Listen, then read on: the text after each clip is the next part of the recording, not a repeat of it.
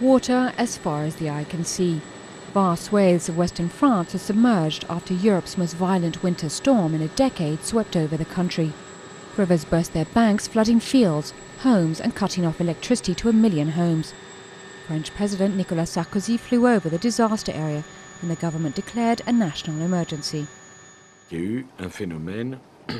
There was an extraordinary conjunction of events between a high tide, a low depression and very strong winds.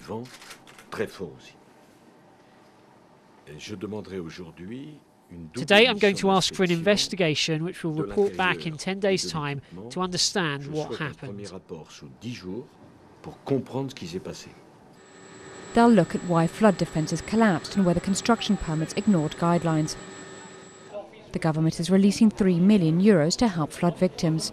Many have lost everything and are camping out in schools and sports halls. The force of the storm was awful.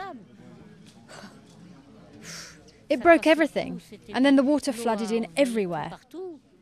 At least 51 people were killed in France, another 10 elsewhere in Europe, but the toll could well rise. Rescue services are still struggling to get to towns and villages isolated by the floodwaters. We have to mobilise marine services as well as terrestrial aid, so it's taking us a bit of time. But we're moving forward step by step in a methodical manner to get to every house and evacuate everyone who wants help. This couple were lucky. They've spent 48 hours stranded in their flooded home. They didn't want to leave without their cat. They're now headed for dry land, but still to an uncertain future.